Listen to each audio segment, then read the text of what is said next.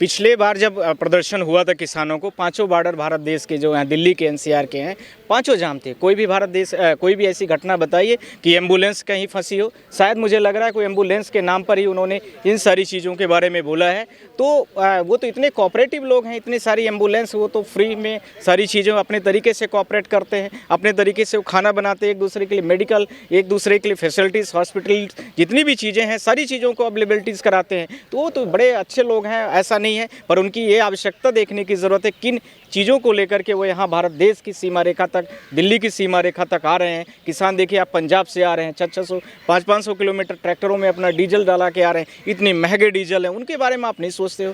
क्या आवश्यकता क्या है उनकी आने की? आप यहाँ, हम और आप सारे लोग खड़े हैं, यहाँ आने की आवश्यकता कुछ न कुछ होगी, कुछ न कुछ उसका पॉइंट्स होगा। उस पॉइंट्स को लेकर के बोलने की ज़रूरत है और उसको भी कंसीडर करने की ज़रूरत है कि किसानों की जो बेसिक चीज़ें हैं उस मांग को सरकार 3 दिन, 5 दिन, 1 हफ्ते के अंदर में उसको निपटाए और उसके साथ में फिर उसको डायरेक्शन देते, तो मुझे और आम किसान को भी ज़्यादा अच्छा लगता। आर्टिकल 19 के साथ में आप आर्टिकल 21, आर्टिकल्स 14, ये सबका वायलेशन है। आर्टिकल 226, आर्टिकल 32, कितने आर्टिकल्स की बात मैं करूं जिसमें जुडिशरी का अपॉइंटमेंट है, उसका भी है। उनको संविधान का सबसे बड़ा रक्षक बनाया गया है, उसका इनको उल्लंघन नहीं करना है, उसका वायलेशन नहीं होना चाहिए। ये honourable chief justice of India के जो आर्टिकल्स 400 के आसपास, 440 है हमारे कॉन्स्टिट्यूशन ऑफ इंडिया में, उसको सबको प्रोटेक्ट करने की ज़रूरत है। पर उसमें यह भी लिखा है कि यह देश सेकुलर है और सेकुलर की बहुत बड़ी व्यापक डिफिनीशन है जो honourable chief justice of India समझते हैं। तो इसमें सारे लोगों को ध्यान देने की ज़रूरत है। लेकिन सर, बॉर्डर पर गोला बारूद लेकर खड़ी है पुलिस, कीलें गाड़ दी गई हैं। जो किसान खेत में अन्न उगाता है उसके लिए कील उगा दी गई है सरकार के द्वारा। यही तो मैं आपसे कहना चाहता हूँ कि क्या भारत देश की सरकार को इसी तरह से किसानों के साथ में अन्याय करने की ज़रूरत है? ये अन्याय है, ये प्रतिरोध है। एक तरह से यह जनता के बीच में इस तरह से प्रतिरोध बरपाना, यह देश की जनता और किसान के साथ में, युवाओं के साथ में, बेरोजगारों के साथ में, पूरे देश के साथ में अन्याय किया जा रहा है। किसानों से क्या खतरा सरकार को जो इतने इंतजाम किए गए हैं?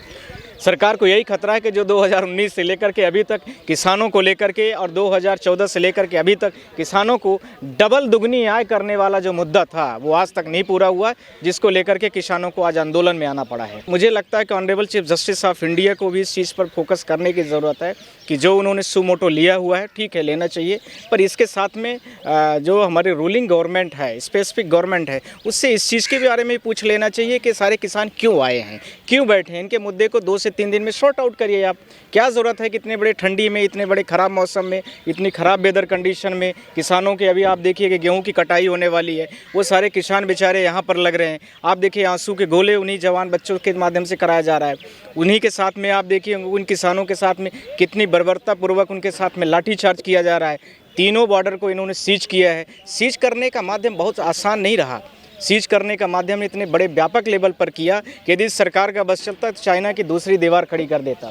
आप लोग देखिए पूरे बॉर्डर में, देखिए कितने बड़े लेवल पर रोड में इन्होंने कंस्ट्रक्शंस कर दिया है, बड़ी बड़ी कीलें गाड़ दी गई है। क्या ये भारत देश के ही लोग अपनों से लड़ने के लिए आए हैं? क्या इस सरकार के इसीलिए हमने चुनाव किया था? सरकार कोई भी हो, मेरा ये मतलब नहीं है, सिर्फ और सिर्फ उसकी नीतियों का हम विरोध कर रहे हैं। और honourable chief justice of India से हमारा यह भी अनुरोध है कि जो लेटर पिटीशन में उन्होंने जिस तरह से सुमोटो लिया है, उस सुमोटो के और भी बेस को व्यापक लेवल पर बढ़ाने की भी ज़रूरत है। पहला, किसान क्यों बैठे हुए हैं उसके बारे में भी जानने की ज़रूरत है और कंसर्न गवर्नमेंट को डायरेक्शन देने की ज़रूरत है। पहले तो वकील साहब को मेरे ये शुक्रिया करने की ज़रूरत है कि उन्होंने पहली बार लेटर पिटीशन के माध्यम से ऑनरेबल चीफ जस्टिस को सुमोटो के लिए कंसर्न कराया है।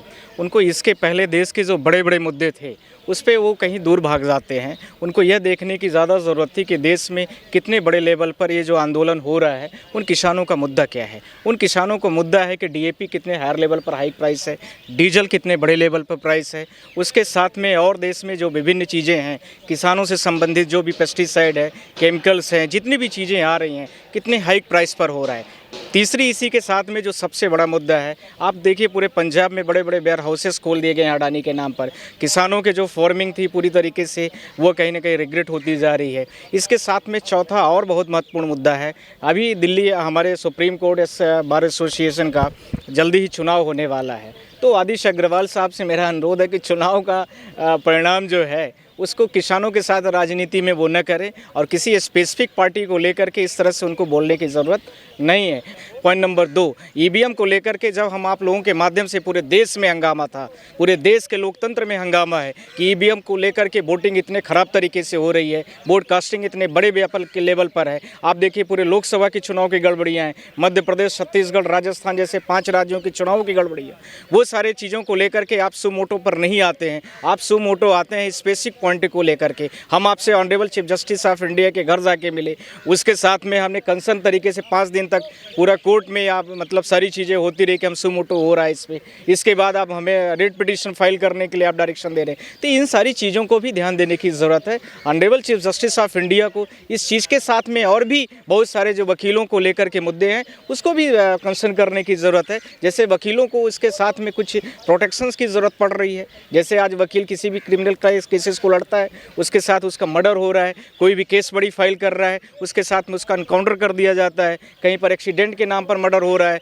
तो उन सारी चीज़ों को भी कंसर्न करने की ज़रूरत है। और honourable chief justice of India इस पर फोकस नहीं कर रहे हैं। मुझे लगता है कि किसानों के साथ में उसकी बेसिक चीज़ क्या रही है उस पर फोकस करने की ज़्यादा ज़रूरत है, बजाय इसके कि आप सारी चीज़ों को बैन कर दें, रिग्रेट कर दें। एक तरफ सरकार बंद कर रही है, एक तरफ आप भी बंद कर देंगे, जनता कहाँ जाएगी? या तो संविधान के जितने आर्टिकल्स दिए गए, आर्टिकल 32 को हटा दीजिए, 141, 142 जो सुप्रीम कोर्ट के पास स्पेसिफिक पावर है, उन सारी चीज़ों को हटा दीजिए। कोई भी जनता नहीं आएगी, या मान लेगी कि हम तानाशाही सरकारों में जी रहे हैं, जैसे चाइना में हो रहा है, जैसे रशिया में हो रहा है, जैसे टर्की में हो रहा है, जैसे और भी इस्लामिक कंट्रीज़ हैं वहाँ जैसे हो रहा है बर्ताव, वैसे हम भारत देश में भी रह लेंगे। फिर सारे लोग इस मोड पर बनते जा रहे हैं। मैं यही कहना चाहता हूं कि हाल फिलहाल में जो सरकारें हैं, जिस तरह से इसके पहले जब होता था तो सरकारें डायरेक्ट जुडिशरी पे इंटरफेयर नहीं करती थी, इतने बड़े लेवल पर डेमोक्रेसी पर खतरा नहीं होता था, इतने बड़े लेवल पर लोगों को ईडी और सीबीआई जैसे बड़ी बड़ी जो संस्थान हमारे भारत देश के हैं उस पर ये सारी एजेंसीज़ को लेकर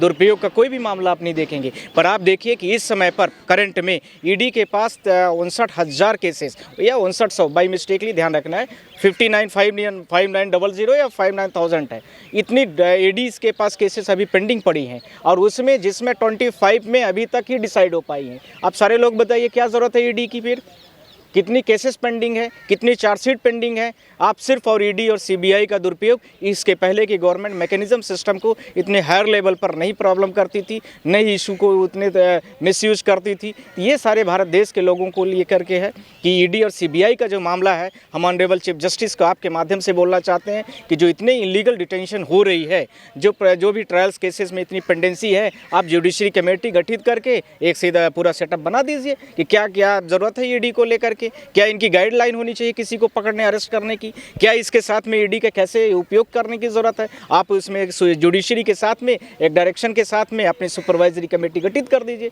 ऐसे ही वकील साहब, क्या इस तरह का अधिकार किसानों के पास है? वही मैं आपसे कहना चाहता हूं, करेक्ट, कि इसी तरह से एक आपको जुडिशरी कमेटी के साथ में कि किसानों का जो 2021 के साथ में जो किसान आंदोलन चल रहा था उसके बारे में सुप्रीम कोर्ट ऑफ इंडिया ने ही बोला था। आज सुप्रीम कोर्ट ऑफ इंडिया कहाँ चली गई? उनकी चीज़ों को क्यों नहीं लिया गया? प्रधानमंत्री ने आप लोगों के माध्यम से पूरे देश को बोला था कि हम तीनों किसान कानून जो है उसको लागू कर रहे हैं, एमएसपी पर हम सारी चीज़ों को नियम ला रहे हैं। आज वो कहाँ है बने हुए? आप सारे लोग बताइए, पूरे देश के लोग।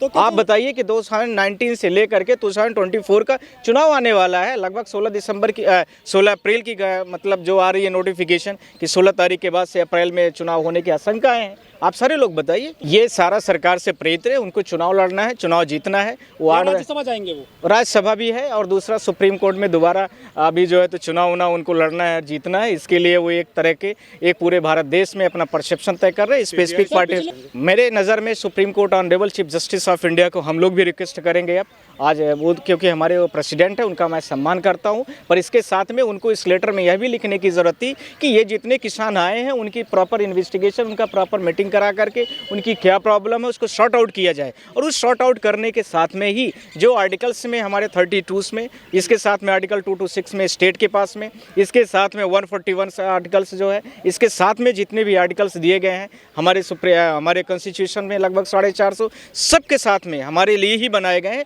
उसको लेकर के honourable chief justice of India को ये देखने की ज़रूरत है। एक किसान सेकुलर कंट्री है, सेकुलर कंट्रीज में भारत देश के किसानों को क्या दिया जा रहा है, उसको लेकर के ऑनरेबल चीफ जस्टिस को यह डायरेक्शन देने की भी ज़रूरत है कि ये सारे लोगों को एक कमेटी गठित करे, इनका क्या प्रॉब्लम है, उस प्रॉब्लम को सॉर्ट आउट किया जाए, और सॉर्ट आउट करके उसके साथ में फिर सुमोटो लिया जाए तो ज़्यादा बेहतर होगी और सरकार के साथ में भी लिए जाने की भी आवश्यकता है। मैं आप लोगों के माध्यम से इसके साथ में आप जोड़ना चाहते हैं, ये बोलना चाहता हूँ, इसी हफ्ते में मध्य प्रदेश, छत्तीसगढ़, राजस्थान वाले जो डेटा से जो ईवीएम और वीवीपैट वाली प्रिजर्व वाली चीज़ें हैं उसकी कोर्ट ने फिर से ले लिया है कंसिडरेशन में। वो सारे इलेक्ट्रॉनिक एविडेंसेस जो सुप्रीम कोर्ट ऑफ इंडिया के डायरेक्शन में पिटीशन पेंडिंग है वो कल मैंने उसको फिर से कर दिया है और इस हफ्ते में वो केस लग रहा है। जो छत्तीसगढ़, मध्य प्रदेश और राजस्थान में अंडर सेक्शंस इलेक्शन कमीशन का जो अंडर सेक्शंस 90 है उसके आधार पर 1 ईयर के लिए प्रिजर्व करने की आवश्यकता है, वो पिटीशन आ गई है। और आप लोगों को मध्य प्रदेश, छत्तीसगढ़, राजस्थान वाली जो ईवीएम, वीवीपैट और उसके साथ में चिप और जो कोडिंग यूज की गई थी उसकी फिर से supreme court evidences, secondary evidences को रिकॉल करने के लिए हमने फिर से कर लिया, वो पिटीशन आ रही है, इस हफ्ते में लग गई। कल वोटर लिस्ट वाला मामला था वो डिसमिस कर दिया गया, क्या लग रहा है, कुछ उम्मीद है आपको भी?